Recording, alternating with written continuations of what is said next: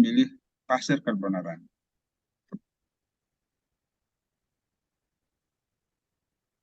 Ada yang mau menjawab? Tidak ada?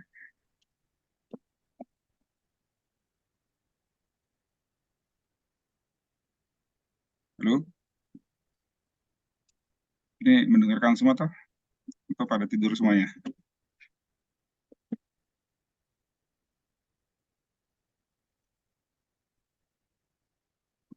Ada yang bisa jawab?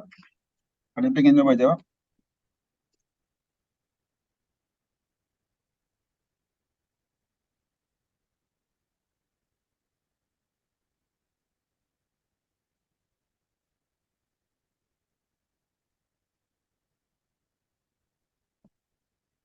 Tidak ada?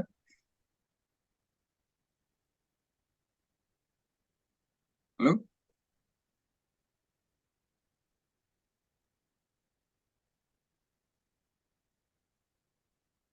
Ini Anda sudah tidak open mic, nggak open cam juga.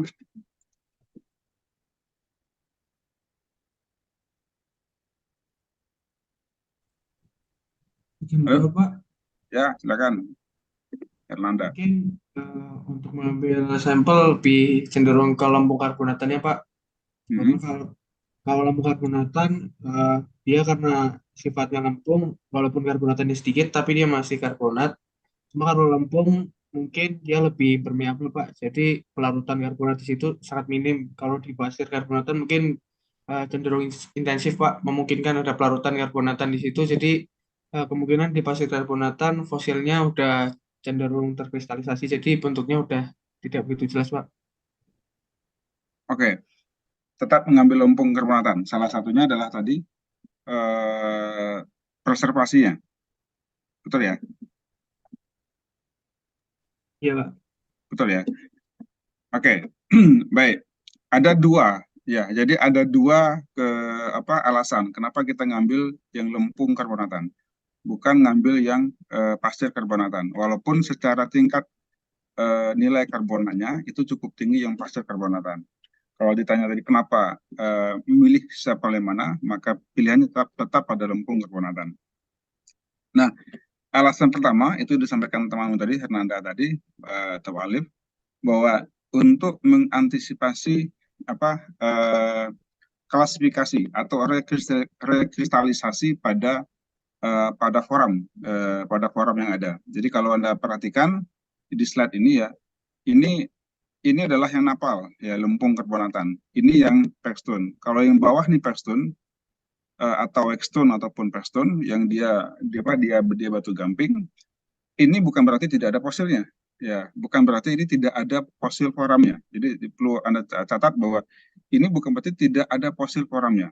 Kalau ini Anda sayat menggunakan sayatan petrografi, maka Anda akan melihat di bawah petrografi ini akan banyak sekali foram foram kecil. Ya, banyak foram kecil. Namun ketika Anda melakukan cara preparasi menggunakan ayaan, baik Anda rendam menggunakan deterjen, mungkin rendam mau pakai rinso, mau pakai daya, mau apapun, Anda rendam seminggu pun tidak akan bisa merontokkan atau memisahkan antara lempung dengan antara lumpur karbonat dengan fosilnya. Sehingga Anda tidak akan bisa mengidentifikasi fosil yang sebenarnya. Apa sih fosilnya itu tidak akan bisa teridentifikasi. Ya, jadi eh, ada fosil, tapi tidak bisa diidentifikasi. Kalau kita kembali ke definisi fosil dan syarat pemfosilan, maka sebenarnya perlu kata-kata yang awet. Ya. Jadi fosil itu harus awet. Kalau dia tidak awet, berarti dia sudah tidak ada bentuknya. Bentuknya sudah nggak karuan, nggak bisa kita identifikasi. Percuma aja ada fosil, tapi tidak malah tidak bisa kita identifikasi. Jadi ini yang menjadi poin utamanya. Jadi kita tidak mengambil batu pasir karbonatan, namun kita menggunakan lempung karbonatan. Oke, baik.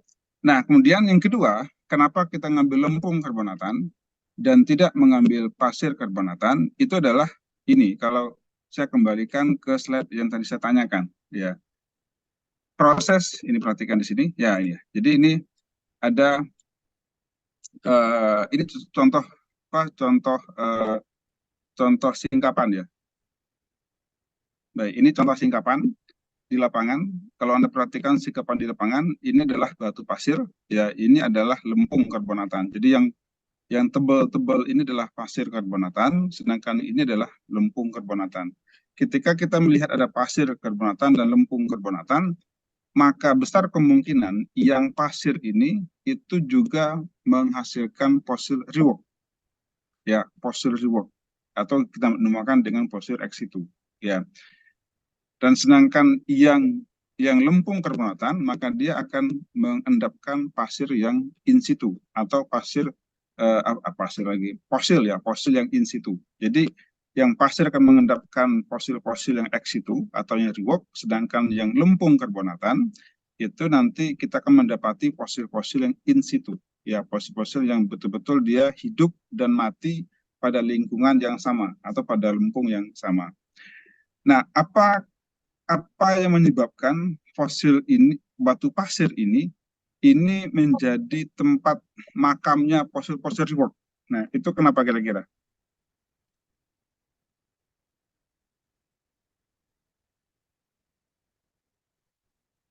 Ada yang bisa jawab? Atau kita kasih quiz saja, yang bisa jawab dapat nilai poin 10 gitu.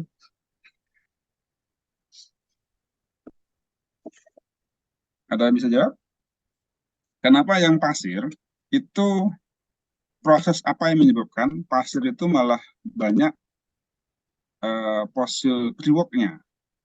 Dan yang kedua, yang pertanyaan saya, fosil reward itu apa sebenarnya?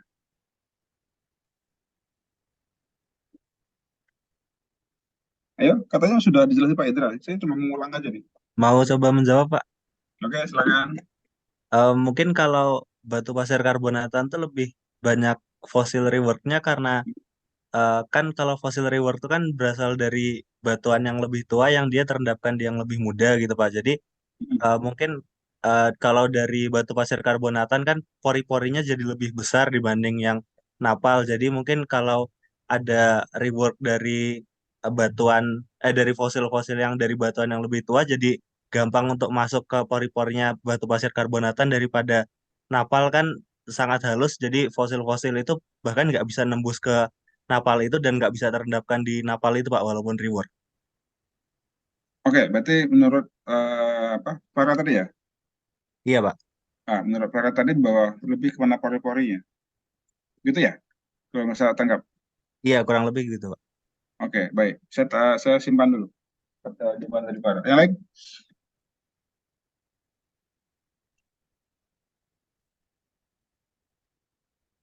Ingin mencoba.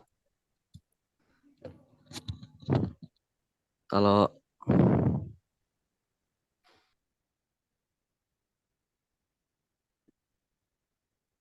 Ada yang mau jawab? Menjawab? Yang lain? izin menjawab, Pak. Oke, silakan. Kalau menurut saya, kalau di batu pasir karbonatan itu kenapa bisa ditemukan banyak fosil rework, yang mana fosil itu merupakan fosil ex situ yang berasal dari batuan yang lebih tua, terendapkan di batuan yang lebih muda, itu karena batu pasir karbonatan itu ada perbedaan ukuran airnya lebih ada daripada batu lanau karbonatan itu tadi, sehingga ada fragmen dan matriks di mana fosil yang rework itu tadi biasanya terendapkan di matriksnya, Pak. Fosil rework terendapkan di matriknya. Iya, Gitu ya? Pak. Pos, eh, Tadi fosil rework terendapkan di matrik. Oke. Kemudian apa tadi yang tadi sebelum masuk? Prosesnya apa tadi kayak? Proses ukuran butir. Iya, Pak. Perbedaan Ukuran ukuran butir ya. butirnya. Oke. Oke, menurut Yusra itu kena ukuran butir. Betul ya? Iya, Pak. Oke, baik. Baik, ada yang lain?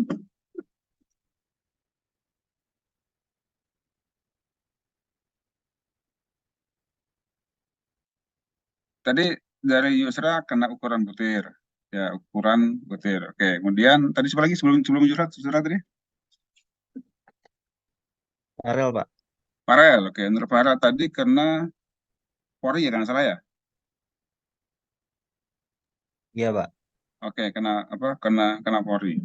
Oke, Farel pori. Oke, baik yang lain?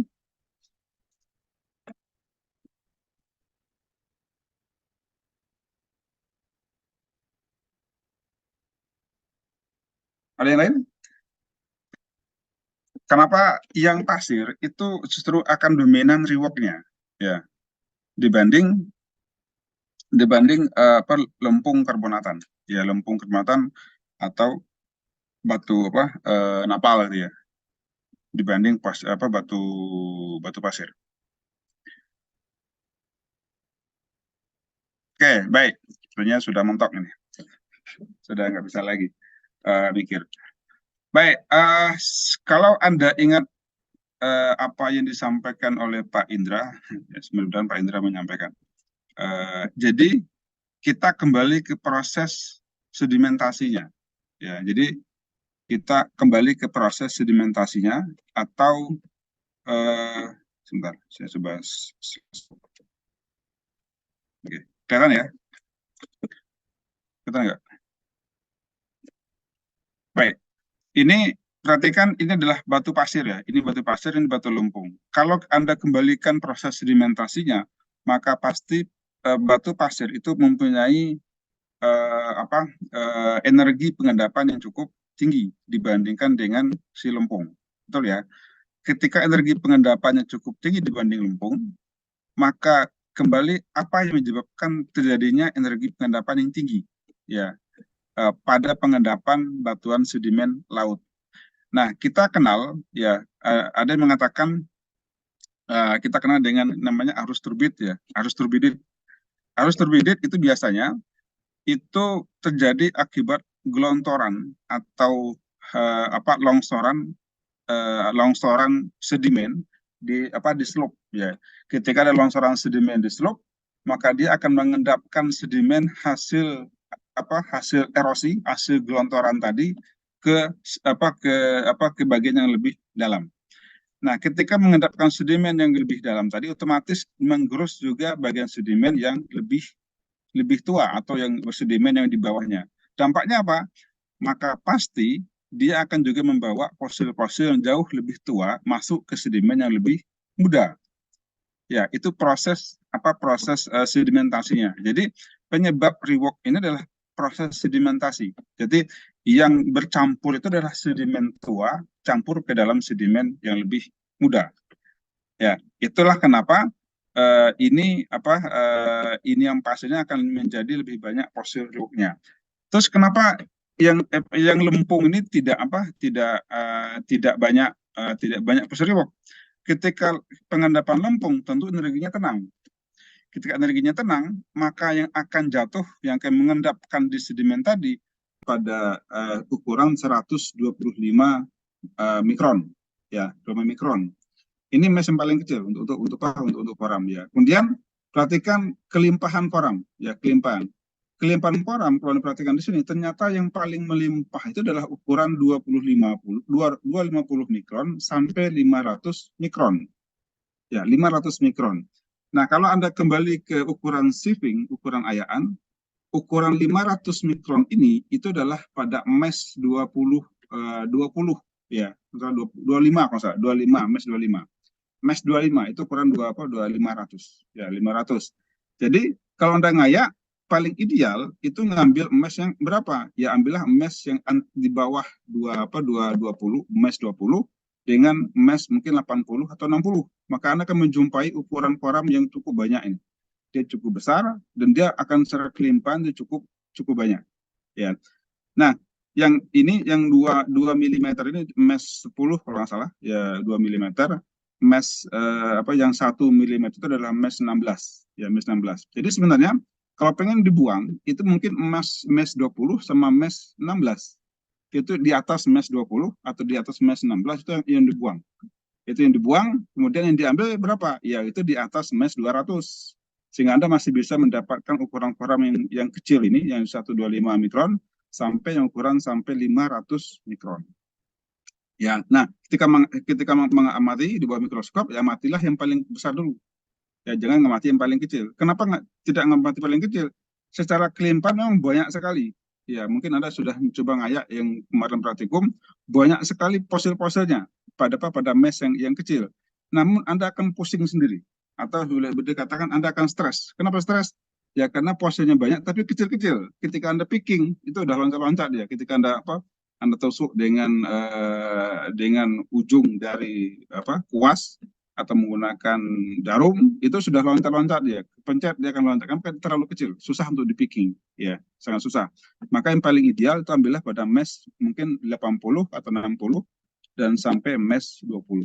Ya, nah nanti biasanya yang paling ideal kalau ngayak itu adalah paling atas 20, di bawahnya adalah 60 atau 80, di bawahnya lagi adalah 100, di bawahnya lagi adalah 200. Ya paling kecil itu 200. Yang di bawah 200 itu biarkan dia lenyap, dia hilang di bawah air. Karena itu sangat kecil sekali. Itu kurang 63 mesh, 63 mikron atau 100 mikron. Ada tapi sedikit.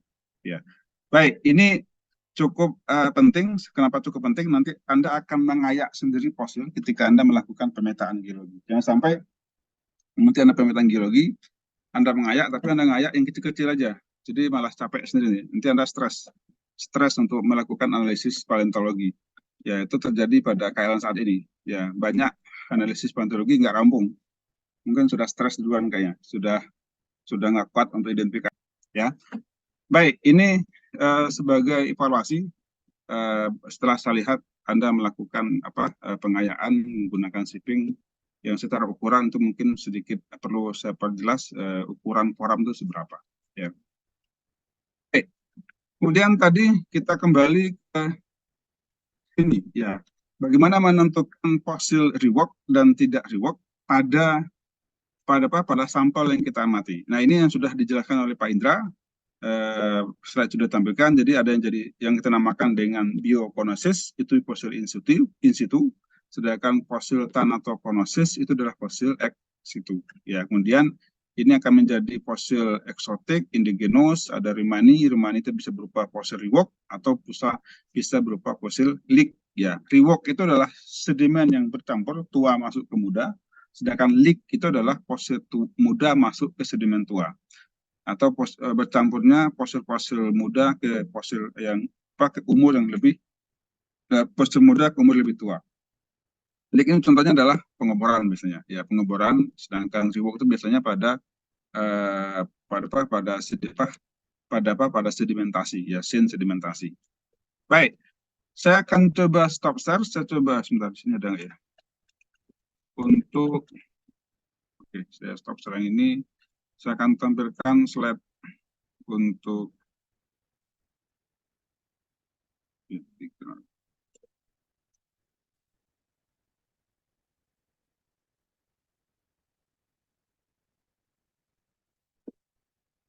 baik. Ini saya rasa ini adalah borang ketika praktikum. Saya yakin Anda sudah melakukan ini. Ya, namun saya perlu mempertegas bagaimana kita menggunakan borang ini. Ya, borang ini. Sebagai contoh, ini adalah borang untuk pengamatan fosil koram. Nah, koram itu bisa kita gunakan satu borang itu untuk pengamatan biozonasi atau umur, ya fosil koram plankton. Dan yang kedua adalah fosil koram bentik untuk paleobatimetri. Jadi satu borang bisa sekaligus menggunakan dua fosil, hasilnya berupa zonasi umur dan zonasi paleobatimetri. Baik. Nah, ini adalah kisaran hidup. Ini cukup penting juga. Nah, kisaran hidup silakan Anda buka buku plankton stratigraphy. Ya, ini saya tekankan. Bukalah buku plankton stratigraphy yang kalau foraminifera itu punyanya Boley dan Sanders. Ya, kalau nanofosil itu adalah di babnya yang dikarang oleh Put Nelson. Ya, ini nanofosil, ini foraminifera yang Boley dan Sanders. Nah, coba Anda perhatikan. Jadi sebenarnya untuk umur ya, untuk umur yang dia sebagai contoh foraminifera ya. Jadi untuk umur yang ini adalah ini, kita tarik ke atas ini. Nah, N8 contohnya. Umur N8 itu adalah umur middle Miocene. N8, N9 itu adalah early middle ya. Kalau perhatikan, ini banyak sekali fosil ya. Ini ada 1, 2, ini banyak banget. Berarti sebenarnya Berarti fosil-fosil yang mungkin Anda jumpai ya dalam umur yang N8, N9 itu cukup banyak.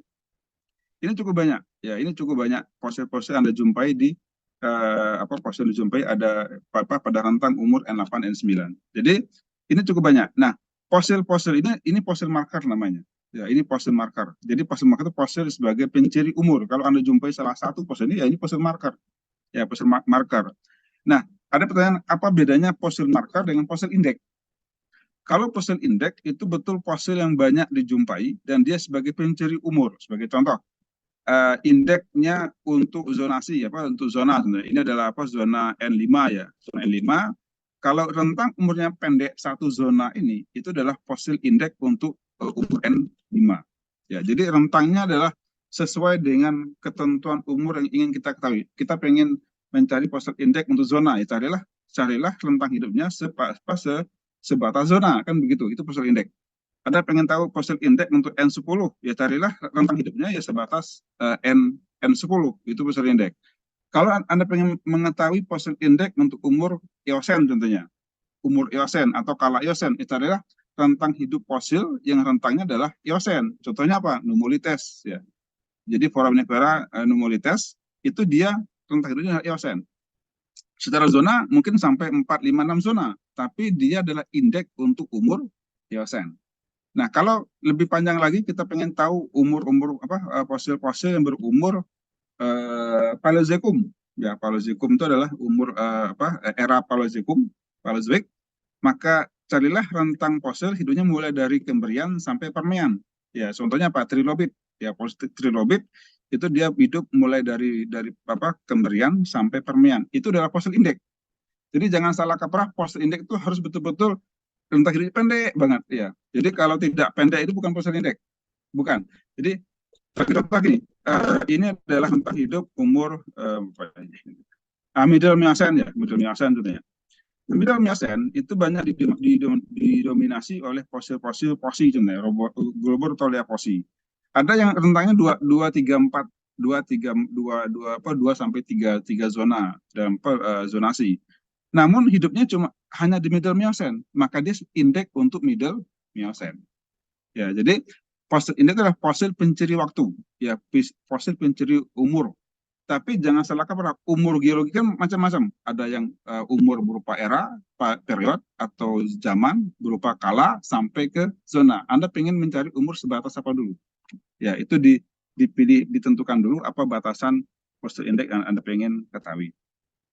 Nah, kemudian syarat fosil indeks yang kedua, selain rentang hidupnya pendek ini tanda kutip ya, pendek itu adalah betul-betul Anda pengen tahu umur apa, itu pendek maksudnya. Kemudian syarat yang kedua fosil indeks itu apa? Ada yang masih ingat? Apa syarat fosil indeks selain rentang hidupnya pendek?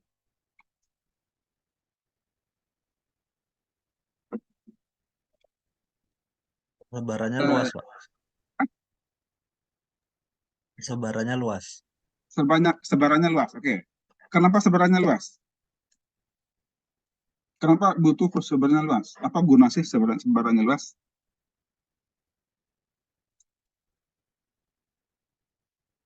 Kira-kira apa? Kenapa fosil indeks itu syaratnya adalah sebarannya luas? Untuk apa? Sebaran yang luas atau kita sebut juga dengan hidupnya secara kosmopolitan. Dia hidup di banyak tempat ya. Itu untuk apa? Untuk korelasi.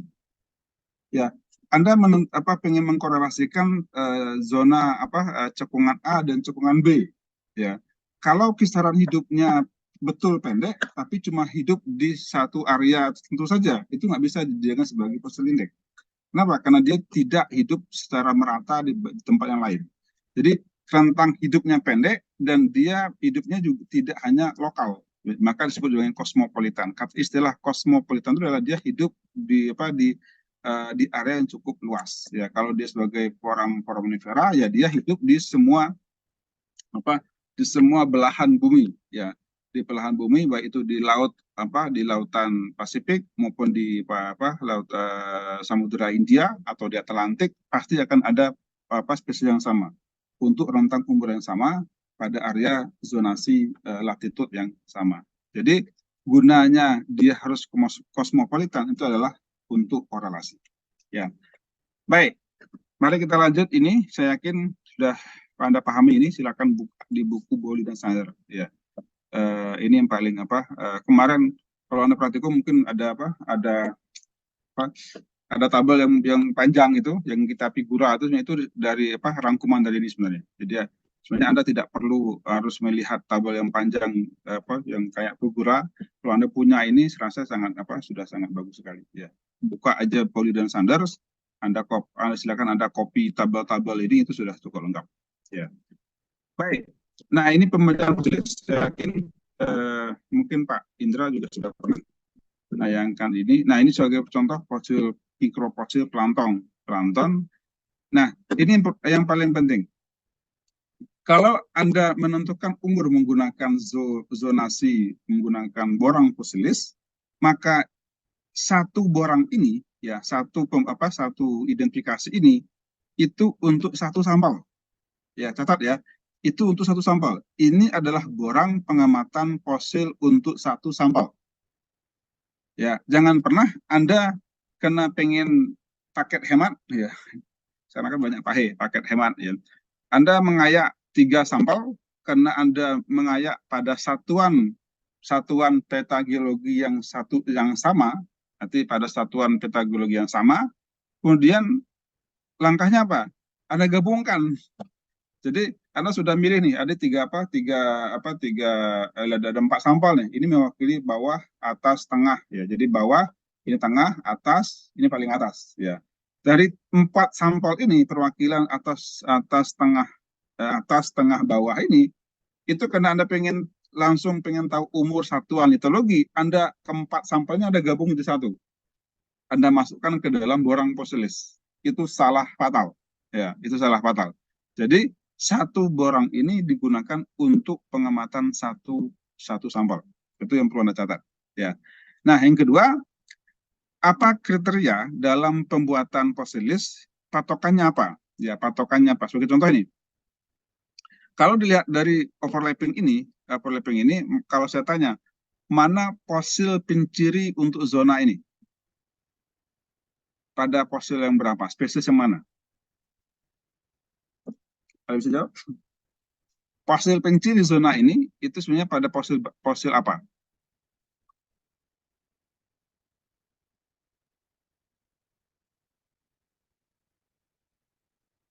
Belum ada? Tidak ada? Oke. Baik. Anda membuat zonasi ini tentu dari overlapping. Overlapping pemunculan awal yang paling muda ini dengan pemunculan akhir yang paling tua. Ya, jadi ini pemunculan awal yang paling muda, kemudian ditutup dengan pemunculan akhir yang paling pendek. Itu patokan utamanya. Ya. Jadi langkah pertama setelah Anda buat garis-garis ini, carilah pemunculan awal yang paling pendek.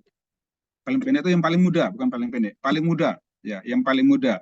Kalau Anda perhatikan mana yang paling muda? Yang paling muda pemunculan awalnya pasti M dan O. M dan O ini yang paling muda, ya, yang paling muda. Kenapa bukan N? N itu di sini, lebih tua dia. Pemunculan awal L mana? Di sini. Pemunculan awal K di mana? Di sini. Ketika ini cukup tua, ambillah yang paling muda pemunculan awalnya atau awal dari hidupnya sebuah spesies atau takson. Ini ambil yang paling muda, ini dia. M dan O. Ya. Nah, ketika sudah dijumpai M dan O, maka langkah kedua apa? Maka karena kita pengen mendapat arsiran, ya arsiran itu kan overlapping gitu ya. Karena kita pengen dapat arsiran overlapping, maka Anda cari overlapping yang paling pendek, kan begitu. Jangan panjang-panjang overlappingnya. Kalau panjang-panjang nanti sampai 3-4 zona. Kalau Anda bisa menentukan sampai 1 zona, itu jauh lebih bagus. Ya. Jadi usahakan ambil zonasi yang paling pendek. Ya. Maka karena kita pengen mengambil zonasi yang paling pendek, maka carilah ditutup dengan akhir pemunculan yang paling pendek. Kan begitu. Nah, kalau saya tanya di sini, mana pemunculan akhir yang paling pendek untuk menutup zona ini? Pada spesies berapa?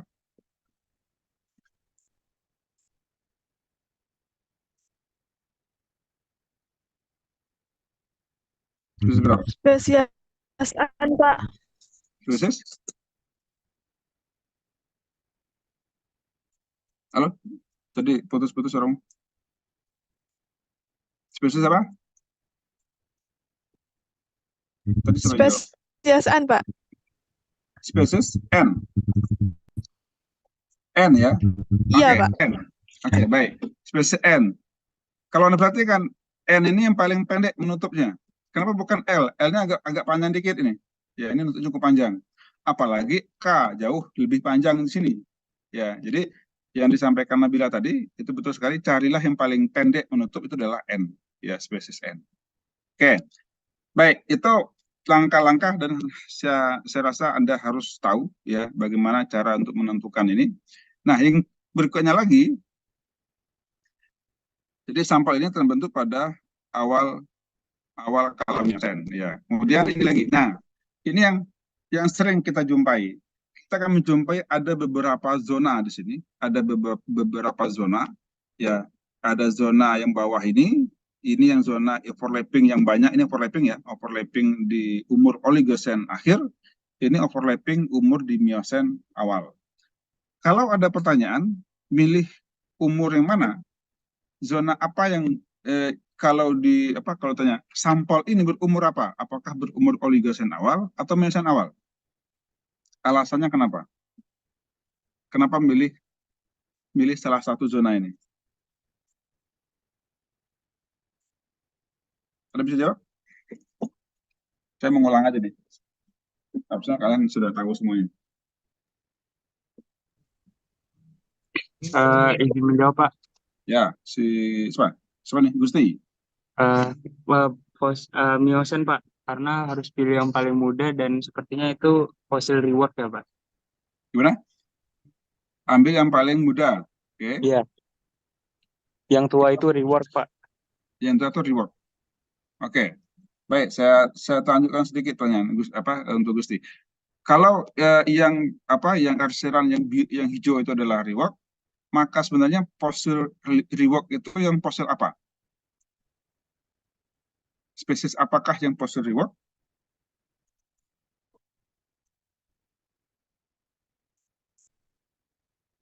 Gusti atau yang lain? Q dan P, Pak. P dan Q. P dan Q. P dan Q. Oke, ya. P dan Q, betul. Jadi P dan Q itu adalah fosil reward. Karena pemunculan awal dan akhirnya itu semuanya jauh lebih tua dibanding teman-temannya ini. Ya, teman-temannya ini. Kalau fosil R ini, dia masih masuk ke dalam ini. Dia masih muncul sampai Miocen awal. Begitu dengan L juga masih muncul sampai Miocen awal. Sedangkan P dan Q itu sudah punah. Ya, sudah hilang ketika pengendapan di Miocen awal. Ya, jadi ini rework dari fosil tua yang masuk ke dalam fosil yang fosil muda. Oke, kemudian kalau ini kita coba untuk kalau yang bentonik, ya ini bentonik, mungkin juga sudah. Bentonik juga sama. Batial, contohnya ini overlapping dari pengendapan neritik sampai ke abisal. Ini adalah ini batial sampai ke abisal. Itu juga dengan spesies E neritik sampai ke batial bawah ya. Kalau kita plot di sini maka zonasi ini adalah menjadi pengendapannya berada di batial bawah. Namun juga kita menjumpai ada beberapa spesies yang juga overlapping dan menunjukkan secara zonasi dia berada di bawah atau berada di bagian bukan bawah, lebih dangkal ya, kan ini neritik ya, ini neritik, ini batial atas, maka ini dia lebih dangkal, ini lebih dalam. Nah, kalau kita kembali apa yang kita sampaikan tadi, maka lingkungan pengendapan fosil ini atau lingkungan pengendapan sedimen yang kita amati itu akan secara sedimentasi, maka pengendapan sedimen ini itu berada pada lingkungan batial bawah atau neritik.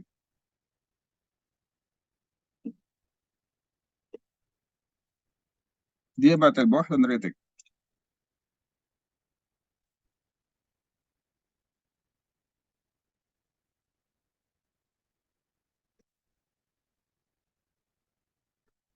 Ada bisa jawab? Atau sudah bisa semuanya? Kalau sudah bisa semuanya, nanti kalau pas ujian, jangan salah semua nanti. Jadi ada harapan kalian dapat 100 semua nih, kalau udah bisa semua kayaknya. Kalau masuk ujian. Ada satu perwakilan, dia batal atas, dia batal bawah, yang merah ini, atau dia secara lingkup pengendapan, dia justru mungkin neritik. Milih yang dalam atau milih yang dangkal? Dan kenapa pilih dalam atau dangkal?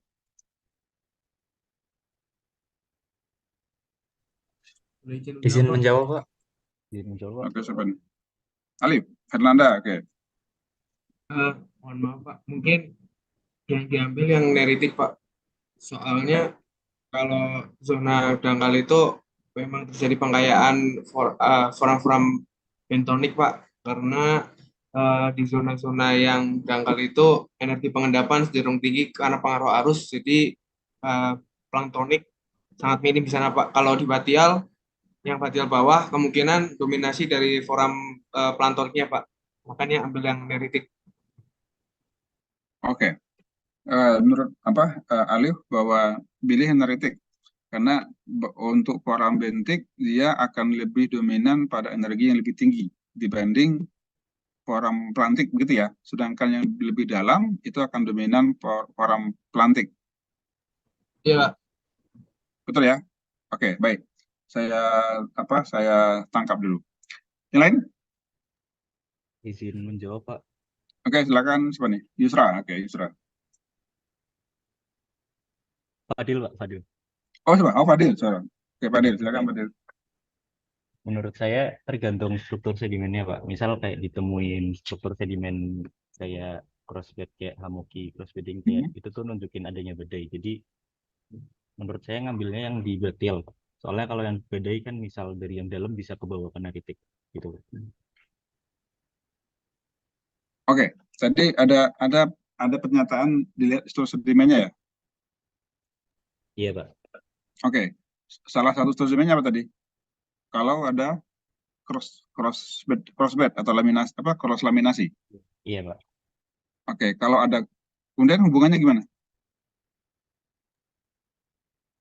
Kalau ada yang apa pernah ada crossbed terjadinya badai atau tsunami, nanti biasanya yang dalam, Pak. Soalnya yang bentonek di bagian laut dalam bisa ke bawah ke neritik. Oke, sebentar. Biar tidak tambah bingung. Apa hubungan cross laminasi atau cross bedding dengan endapan badai tadi? Apakah cross laminasi menandakan badai?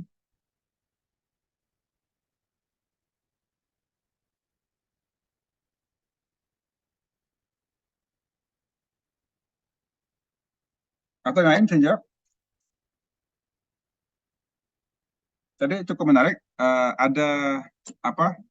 Ada pernyataan bahwa juga dilihat dari struktur sedimennya ya. Jadi kita tidak hanya sebatas memilih neritik, batial ya. Jadi dilihat juga dari sedimennya atau dari batuannya ya. Batuannya mengindikasikan apa kan begitu. Berarti coba dicek juga, ini berarti apakah sedimen laut dalam atau laut dangkal. Dan ditambah lagi dengan pola struktur sedimennya. Apakah dia ada cross laminasi atau tidak? Apakah dia endapan badai atau tidak? Nah, ini harus Anda coba hubungkan ini. Biar nanti Anda nggak tambah bingung nih. Saya yakin nanti di lapangan bingung kabeh. Sampai di lapangan malah bengong. Ini apa? Ini ya untung kalau ketemu struktur sedimen ya. Kalau nggak ketemu cross laminasi terus bagaimana? Kalau ada yang dua zonasi mau diapain? Didiamin saja. Jadi nanti contohnya ini sampel yang tidak ada struktur sedimennya. Terus Anda harus memilih apa? Ya, apa yang dipilih. Maka tadi kalau apa yang disampaikan oleh Fadil tadi, ya mungkin bisa kita. Jadi tentu harus ada syarat ya. Sama dengan promo-promo kan selalu ada syarat dan ketentuan berlaku. Nah, syarat dan ketentuan berlaku itu yang seperti apa ketika ada struktur sedimen dan itu maknanya apa kan begitu. Gimana? Ini kayaknya Anda ngantuk semua nih dengerin Pak Indra yang jelasin apa ya. Harusnya saya cuma mau ulang aja nih, meyakinkan apa Anda paham tidak aja. Ada yang bisa menambahkan? Mungkin kalau buat Iya, nambahin jawaban ya, yang silakan. tadi, kalau misal arus turbidite itu kan arus itu gerakannya itu dari laut dangkal ke laut yang dalam, dan karena Ya.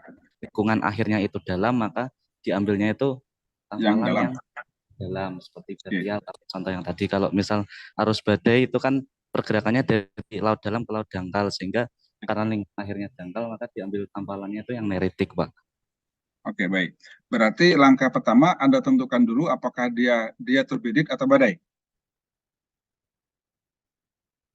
Iya, Pak, dari struktur yang ditemukan di lapangan. Oke, setuju. Makanya saya tanyakan tadi, apa struktur sedimen yang indikasikan dia badai? Setahu saya yang Hamoki cross stratification. Hamoki cross stratification. Apakah itu badai? Hamoki itu apakah selalu badai? Justru kalau Anda ketemu cross laminasi, itu malah bukan badai. Pada endapan laut, pada endapan dekat-dekat pantai banyak tuh cross laminasi. Ya, pada endapan-endapan daerah-daerah channel juga banyak cross laminasi. Ketika dia channelnya di laut juga banyak cross laminasi. Ketika Anda jumpai channel-channel di laut, apakah itu sebagai endapan badai? Kan tidak. Ya. Pahami dulu tentang apa itu badai. Jadi gini, melihat litologi betul. Ya, Anda harus pahami litologinya. Tapi jangan salah Anda harus pastikan dulu nih. Ketika ada apakah dia badai itu bukan? Endapan badai itu ada salah satu ciri endapan badai yang kita sebut dengan kokuina. Ya, pernah dengar kata kokuina. Kokuina itu adalah endapan yang secara komposisinya itu adalah fragmen-fragmen dari cangkang-cangkang moluska, koral dan teman-temannya. Ya, kenapa? Karena memang namanya badai, dia akan menghancurkan biota laut, termasuk di daerah zona-zona terumbu karang, ada cangkang moluska, ada cangkang koral dan sebagainya, numpuk jadi satu. Ya, numpuk di satu. Karena dia badai kan pasti secara energi dia besar. Dia akan menggerus dari banyak semua material masuk ke dalam sedimen. Salah satu cirinya adalah endapan kokina. Yang itu dia tumpuk-tumpukan dari cangkang koram yang banyak dan numpuk di situ. Anda silakan cek di Google Cocoina. Nah, jadi tulisannya kokina. Jadi Cina. Ya, karena tulis kokina akan muncul bagaimana bentuk kokina. Betul-betul itu adalah hancuran atau fragmen-fragmen dari moluska dan koral. Ya. Nah, kalau hanya sebatas homoki, sebatas cross laminasi, itu hanya menceritakan bagaimana energi pengendapannya saja atau proses pengendapan, tapi tidak bisa membedakan apakah dia endapan badai atau bukan. Ya. Nah, ketika itu bukan endapan badai, maka kalau Anda akan kembalikan ke sini, Anda akan milih yang apa? Kan begitu ya? Ya, itu Anda pilih dulu. Nah, berarti jika betul bukan endapan badai, maka kemungkinan besar, maka kemungkinannya adalah ini. Berarti dia percampuran material-material dari neritik masuk ke batial. Ya, apakah dia sebagai arus turbidit atau dia bukan arus turbidit? Ya, itu sama. Contohnya ada endapan longsoran ya, gelontoran atau longsoran dari suatu sedimen itu tidak mesti harus berarus turbidit. Itu jangan salah kaprah ya.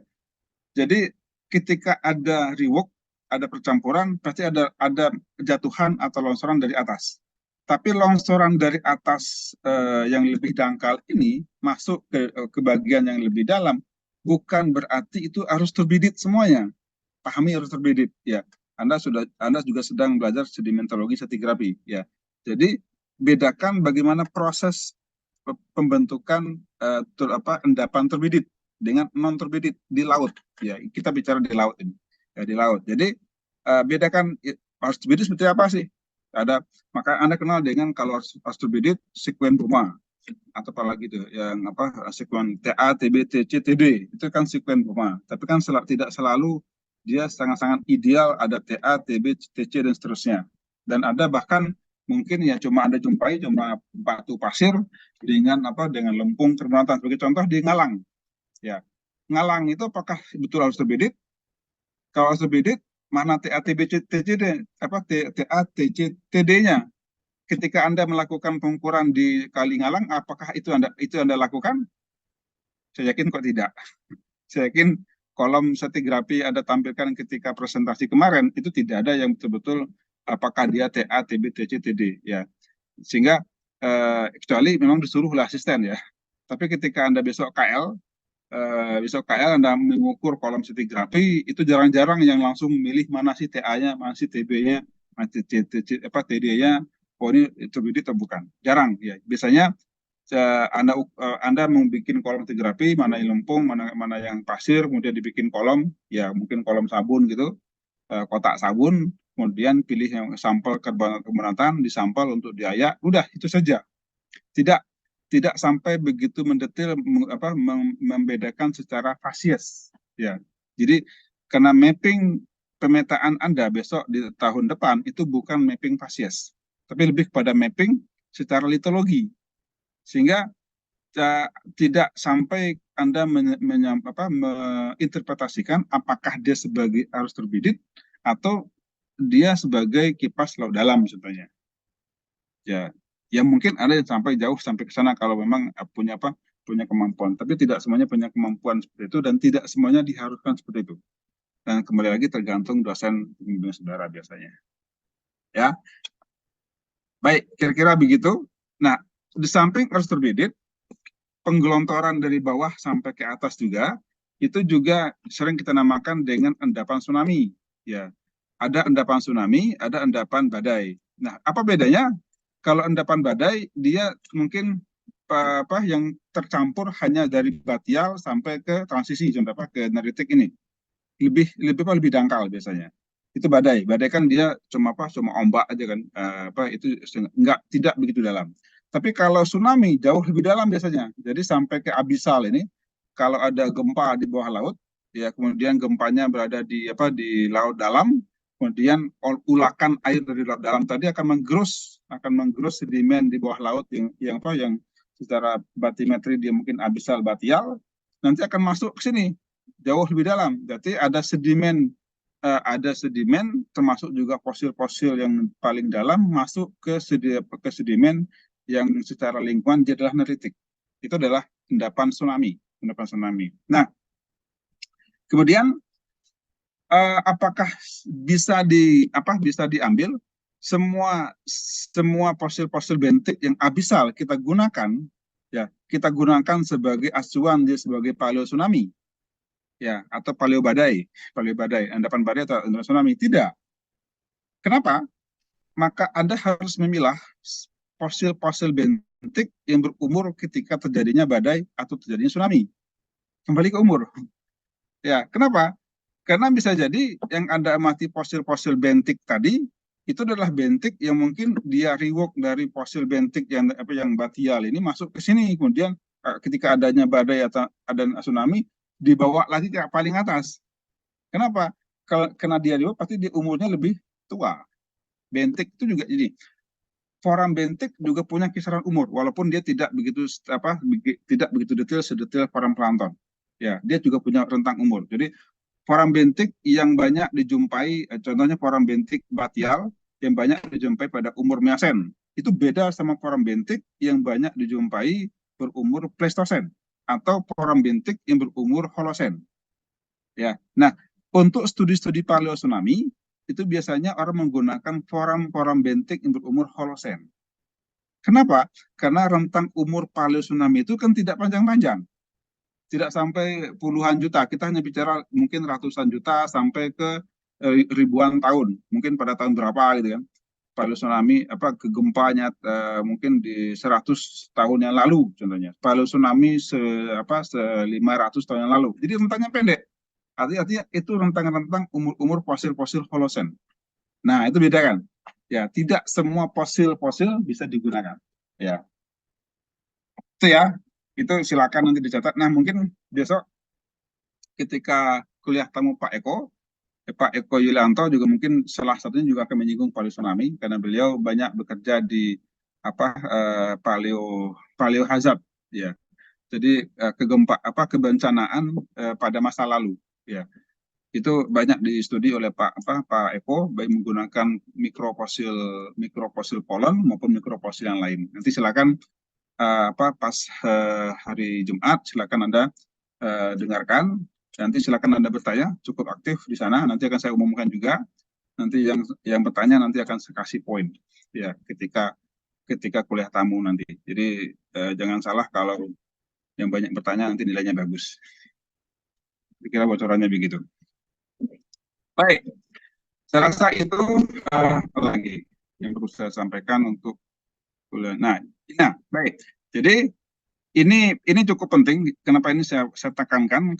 Karena inilah inti dari Anda praktikum ya, dan juga Anda kuliah paleontologi ini nanti akan Anda gunakan di kuliah pemetaan geologi atau kuliah lapangan atau pemetaan geologi. Anda pasti akan menggunakan metode penentuan umur, menggunakan fosil foram atau menggunakan fosil yang lain, mungkin menggunakan nanofosil silakan saja untuk penentuan umur. Tapi kalau untuk penentuan lingkungan pengendapan tidak ada cara lain mungkin selain foram bentik ya kalau Anda menggunakan fosil. Jadi silakan ini betul dicermati ketika Anda menghadapi atau menganalisis fosil foram, foram planting maupun bentik. Nah, ini salah satu contoh boran ya. Jadi sebenarnya kalau coba Anda perhatikan ini sampel nomor 1 sampai sampel nomor 17 contohnya ya. Ini banyak nih spesiesnya, mulai Nepenthes sampai ke subdehiscens. Nah, kalau saya tanya fosil marker atau fosil penciri umur di sini, ini kan dibikin zonanya, oh ini setelah dilihat di overlappingnya, oh ternyata dapatnya N19. Apa nama fosilnya sebagai marker untuk umur sampel ini? Karena ini penting. Kenapa? Karena ketika Anda melakukan pemetaan geologi, Anda akan diminta untuk menulis ya, oh satuan ini berumur N8 gitu, atau N9. Dia yang dicirikan oleh fosil apa? Nah, dicirikan oleh fosil apa itu sebenarnya harus terlihat di sini nih, di borang fosil di sini. Nah, kalau saya tanya, apa penciri dari umur dari borang fosilis yang tampil ini? Kira-kira fosil apa? Kurang. Nah, saya zoom. Apa kira-kira? Ini tinggal satu slide lagi selesai. Sebenarnya nggak lama-lama. Ada? Apa kira-kira? Kalau nggak tahu berarti Anda gagal kemarin. Praktikumnya nggak lulus semua gini. Halo? Oke, silakan, Daryl.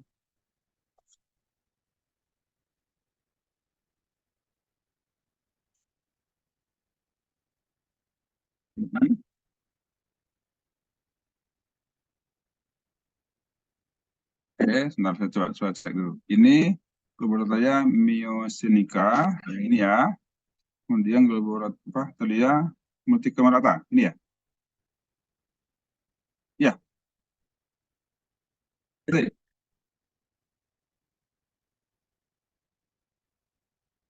Oke, Myocenica sama Pseudomyocenica ya. Oke, Myocenica ini, kemudian Pseudomyocenica ini. Oke, baik. Kenapa milih 2% tadi?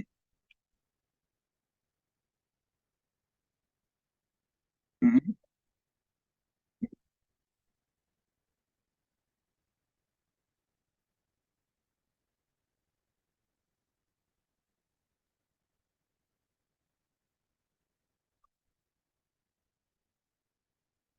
Oke, sip. Baik. Jawaban Anda hampir mendekati 90% ya. Jadi kalau dijawab itu mungkin nilaimu 90. Itu sudah bagus, 90 dapat A itu ya. Ya, betul. Jadi yang disampaikan tadi oleh Daryl itu untuk menarik zona ini. Jadi apa dasar penarikan zona N19? Itu kalau saya sampaikan tadi kan carilah first occurrence atau pemunculan spesies taxon yang paling muda. Itu patokan pertama. Ya, saya ulangi. Jadi carilah pemunculan awal atau takson yang paling muda. Contohnya ini, ya. Ini yang paling muda nih, ya. Ini. Jadi Myosonica. Jadi kalau ditanya apa ciri untuk pembuatan zona fosil apa yang digunakan sebagai batas zona. Nah, batas zona itu ada dua. Batas zona yang ini, jadi ada namanya batas bawah, ada batas atas. Itu batas zona. Jadi zona kan pasti area ya. Yang kita namakan sebagai zona itu area. Area itu pasti ada batasannya. Nah, dalam zona biostratigrafi, karena kita bicara stratigrafi itu ada urutan batuan sedimen, kita kenal ada sedimen yang bawah dan atas. Begitu juga zona. Zona punya batas namanya batas bawah dan batas atas. Itu zona. Nah, batas bawah itu ini. Ketika dia adalah berumur N19, maka batas bawah zona itu adalah batas antara N18 dengan N19 ini pas ini. Garis ini nih. Ini adalah batas bawahnya. Batas atasnya mana? Ini. Jadi batas antara N19 dengan N20 itu pada kotak ini. Jadi sebenarnya ini kan kotak ya. Satu kotak itu satu zona. Jadi ini batas bawah itu kita melihat kotak ini, ujung kotak ini, garis ini itu ada batas bawah, ini batas atas. Jadi kalau ditanya cara pertama menentukan zonasi, cari batas bawahnya yang paling muda pemunculan awalnya. Kalau ditanya sini apa batas bawah yang paling muda munculnya, itu tadi disampaikan oleh Pak Daryl tadi, itu adalah Myosonica yang ini, dan ini prekursor itu yang batas bawahnya. Ya, itu yang batas bawahnya. Kalau tanya batas atasnya mana? Nah, batas atas ini yang penutupnya apa nih? Zona N19. Maka carilah last apparent yang berumur punahnya itu pas di batas N19 dengan N20. Apa itu ini? Itu adalah Nepenthes ya. Nepenthes, kemudian paling bawah lagi apa nih? Nah, ini juga nih. Pseudomysonica tadi disampaikan oleh si Daryl. Jadi penutupnya itu adalah ini, penutupnya itu adalah si Pseudomysonica, bisa juga dan ini dan Nepenthes. Ya, syukur dapat 2. Kalau lebih banyak lagi yang dia berakhir di N20 itu lebih bagus. Semakin banyak penutup dan pembukanya, artinya ini pembukanya yang bawahnya, batas bawahnya, ini batas atasnya, semakin banyak itu malah semakin detail. Berarti data Anda sangat-sangat valid sekali. Maka data Anda boleh dikatakan akurasi umur fosil Anda atau akurasi umur sampel Anda itu boleh dikatakan mungkin sudah bagus, sudah 95% valid. Ya, kalau Anda punya batas bawah dan batas cukup banyak. Ya, oke. Kemudian ada lagi istilah lain yang mungkin juga sering Anda dengar, itu ada yang dinamakan dengan asosiasi spesies. Ya. Apa itu asosiasi spesies? Itu adalah spesies-spesies yang berumur sama dengan zonasi umurnya, umur sampel kita. Itu asosiasi spesies. Jadi spesies yang berumur sama. Sebagai contoh nih, kita sudah bikin overlapping nih, ternyata umurnya N19. Kalau Anda menentukan, menyampaikan, oh ini umurnya N19, dicirikan oleh apa? Munculnya spesies Myosonica, kemudian spesies tadi. Nah, bisa Anda tambahkan spesies lain yang rentang umurnya itu juga hampir mirip dengan N19. Apa itu? Ini. Ini adalah multikemerata. Nah, multikemerata ini munculnya itu pas di pertengahan N18 dan dia punah di pertengahan di pertengahan N20 dan dia pas berada di tengah-tengah N19. N19 ini bisa menggunakan asosiasi spesies Globoteria multikemerata dan bisa Pseudomysonica atau cari yang pendek-pendek yang lain, ternyata nggak ada. Jadi yang pendek-pendek cuma ini aja. Cuma Myosonica, kemudian multikemerata, kemudian ada Pseudomysonica. Itu asosiasi spesies. Ya, itu adalah asosiasi spesies yang berumur N19. Yang rentang hidupnya, yang zonasinya juga mirip-mirip dengan N19. Ya. Baik, itu yang cukup saya rasa cukup penting, urgent. Kenapa saya kata urgent? Karena ini nanti borang inilah nantinya akan Anda gunakan untuk menentukan umur, termasuk juga untuk menentukan paleo-bathymetry, terutama untuk nanti ketika Anda mau kuliah lapangan atau pemetaan geologi. Oke, sampai di sini ada pertanyaan? Cukup? Cukup jelas?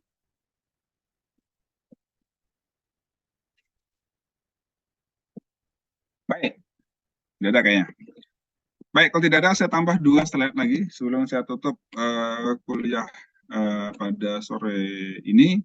Jadi, ada slide untuk zonasi. Nah, zonasi ya. Nah, kalau biostratigrafi, itu kita membagi zona-zona berdasarkan awal pemunculan dengan akhir pemunculan. Ini tidak saya bahas lebih detail.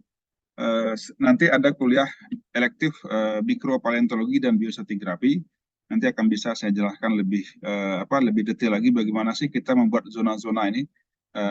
Kalau kita pengen ngambil sampel cukup banyak di dalam satuan litologi, kemudian kita menggunakan metode biostratigrafi, itu bagaimana cara menentukan zonanya, batas zonanya, nama zonanya, kemudian apa bedanya Anda menggunakan metode biostratigrafi dengan Anda menggunakan metode borang fosilis tadi, itu akan kontras sekali berbeda. Ya, jadi kalau pengen lebih detail, ya pakailah metode biostratigrafi. Tapi paling tidak metode borang fosilis itu sudah cukup akurat kalau sampel Anda banyak.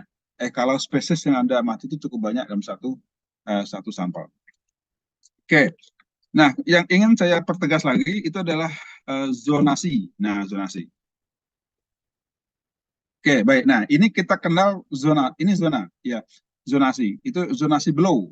Ya, Blow 69. Ya, Blow 69 itu membuat zona, ya, membuat zona itu mulai dari ada P, ada M. P itu untuk paleogen, M itu untuk neogen. Umur neogen itu M, umur paleogen itu adalah P. Ya. Nah, ini Anda silakan buka di bukunya si Bowley dan Sander. Silakan jadi buka di sana. Itu sudah ada zona-zonanya, ada N4, ada N5, dan seterusnya, itu adalah zonasi Blow, ya, zonasi Blow. Nah, kemudian ada zonasi yang kedua, itu yang kita kenal dengan zonasi Wade, ya. Wade 2011, itu membuat zona-zona jauh lebih detail di sini, ya, jauh lebih detail dengan notasi ada PT, PL, M, O, E, dan seterusnya. O itu untuk oligosen, M itu untuk miosen, dan PL itu untuk pliosen. Ya. Nah, kalau Anda perhatikan di sini, punyanya si Wade ini, dia juga sudah mencoba membuat zona jauh lebih detail biodatum ini. Ini biodatum. Ini biodatum, ini zonanya, ya, ini zona-zonanya. Kemudian setiap biodatum itu sudah dikalibrasi dengan umur absolut. Jadi sebagai contohnya Anda ketemu spesies Orbulina, ya. Ketika Anda ngambil sampel ada 5. Sampel yang ketiga itu sudah muncul Orbulina. Sampel 1, 2 belum. Ya, sampel 3, sampel 4, sampai 5 itu muncul Orbulina. Artinya apa? Artinya pada sampel ketiga itu yang sudah muncul Orbulina, itu umur sampel Anda itu adalah ini 15 juta tahun yang lalu, 15,1. Jadi pemunculan awal Orbulina itu adalah 15 juta tahun. Jadi nggak perlu pakai dating lagi. Anda sudah bisa menentukan umur sampel Anda tanpa harus melakukan dating, radiometric dating. Karena radiometric dating itu sangat mahal ya harganya. Jadi menggunakan metode, nah, pendetilan munculnya Orbulina pada sampel kita atau pada jalur stratigrafi kita, itulah yang dinamakan dengan metode biostratigrafi. Ya, jadi metode biostratigrafi itu betul-betul sangat akurat. Ya, jadi kita betul-betul meyakinkan kapan sih munculnya Orbulina ini, sehingga kita akan tahu umur 15 juta tahun itu pada sampel yang mana. Nah, itu intinya. Ya, jadi kita akan bisa mendetekan umur jauh lebih detail dibanding menggunakan borang fosilis yang ada. Oke, baik. Serasa itu dari saya untuk sore ini, ya, sudah jam 16.47 mendekati jam 5. Jika ada pertanyaan, saya silakan. Jika tidak ada, saya tutup. Ada? Cukup? Oke, cukup? Baik. Ya, kalau tidak ada, serasa cukup kuliah kita pada sore ini. Harapan Anda semua paham, ya. Jika tidak paham, ya sudah. Itu sudah takdiran tidak paham. Karena saya minta bertanya, nggak ada yang mau bertanya. Baik, kita ketemu lagi. Halo?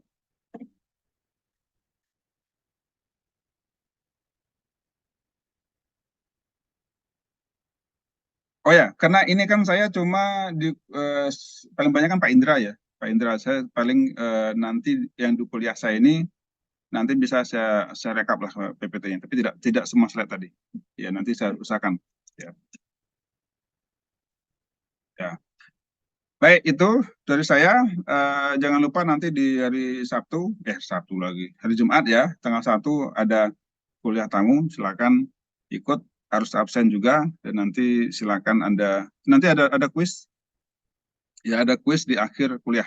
Ya, jadi nanti saya berikan kuis, mungkin poinnya sama, satu kuis itu adalah 10 poinnya. Ya. Nanti ada kuis dan juga ada saya akan pilih pertanyaan yang terbaik, nanti akan dapat poin terbaik juga nantinya. Baik, makasih semuanya sudah gabung. Selamat sore semuanya. Assalamualaikum warahmatullahi wabarakatuh. Waalaikumsalam warahmatullahi wabarakatuh. Terima kasih, Pak. Terima kasih, Pak. Terima kasih, Pak.